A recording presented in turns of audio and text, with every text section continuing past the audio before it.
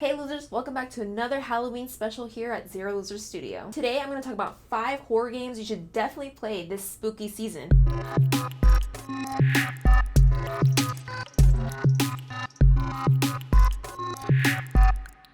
Number 1.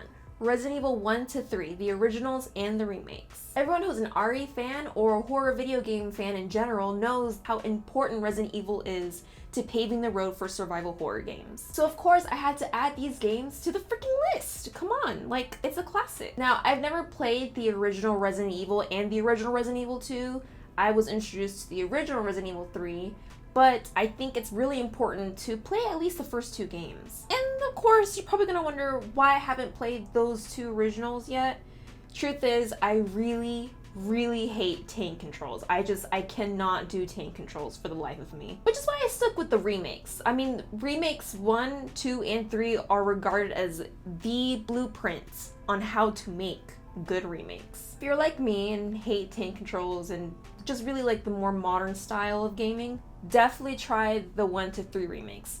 They will not disappoint you and they'll definitely freak you out. These games are super good and definitely perfect for this spooky season. Try it out, play it, do it. Resident Evil 2 scared me so much. It was actually really hard for me to play Leon's campaign. That's how spooky it is. Resident Evil 3 is a little bit more on the action-y side, but it's still really good. So definitely games you should play for this spooky season, or in general. Number 2, Until Dawn. Until Dawn is one of those heavy rain, Detroit Become Human-esque type of gameplays. Every decision you make is essential to how the game will be played out later. It has like the butterfly effect kind of situation going on in the game. So without going into too many details, Until Dawn is basically a horror story that you're playing through. It's like an interactive storytelling kind of thing. It's completely up to you and your actions that will determine if the characters in this story will all live or all die. The story is really good, and I don't want to go too much further in because I don't want to spoil anything. Until Dawn is definitely a game I'd play on Halloween night, especially during a pandemic. There's nothing much we can really do, so if you don't have any Halloween plans, definitely pick up Until Dawn, grab some snacks,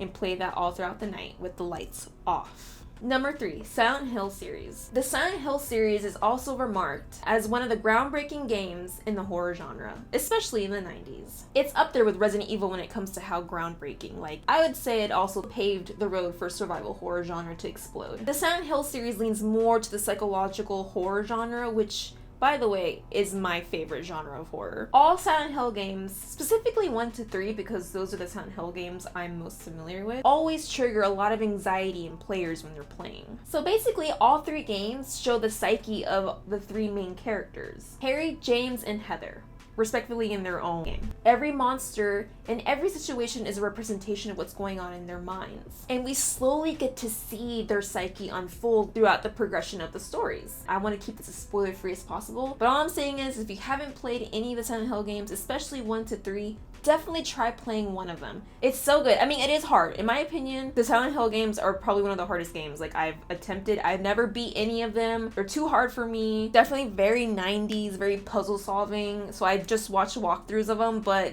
even watching the walkthroughs, you do get a sense of like, ugh. Definitely check those games out. Number 4, Outlast. Outlast definitely brought back the whole genre of hiding from your enemies and not being able to fight back. Of course, there were games before Outlast that had that same gameplay aspect, like Amnesia: The Dark Descent and the Clock Tower series. But there's definitely a powerful argument out on the internet that Outlast brought that gameplay back into the spotlight. We also played Outlast earlier this year on this channel.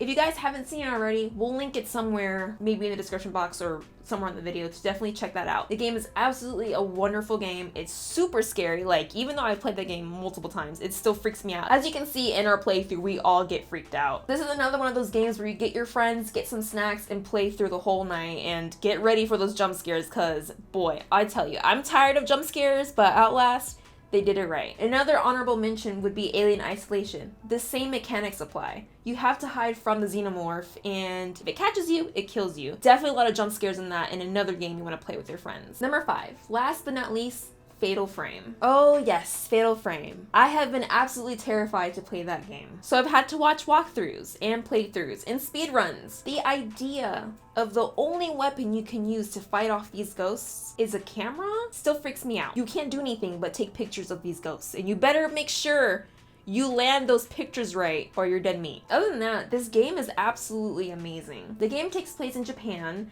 with the main character Miku, who's trying to find her lost brother Mafuyu in the Himuro mansion. The game uses a lot of Japanese horror elements, which are really scary, by the way, to really scare the players. And actually, the second game, Crimson Butterfly, they had to tone down the scariness of the ghost just because a lot of the complaints from the first game was that it was way too scary to complete. So a lot of these people couldn't even complete this game. If you do pick up Fatal Frame 2, Crimson Butterfly, I do have to ruin it for you. It's not as scary as the first one. Fatal Frame is currently on the PlayStation Store, I think for $10. So if you're definitely in the mood for a PS2 horror survival game, pick that one up. I'm still thinking about biting the bullet and playing it with some friends just because I really want to play Fatal Frame. The story is so good, but man, is it scary. Another honorable mention is, of course, the Castlevania series. Spanning throughout the years, there's different Castlevania games, so I'm not gonna name a specific one, but play them all. Play the Super Nintendo ones, play the PlayStation ones, whatever. I know some of the collection is also in the PlayStation Store. I'm not sure about Xbox, guys. I don't really play Xbox, so. Anyways, guys, that's all for today. I really hope you do check these games out. If there's any other games you want me to recommend, let me know down below. If there's another list you want me to do, also let me know down below in the comment section. Do you guys also want us to play a spooky game on here? Because we'll do it. I mean, we love the spooky games. So don't forget to check out our Outlast playthrough. That one was a really spooky one. And yeah, we'll see you guys on the next episode. Don't forget to like, comment, subscribe. Bye, losers.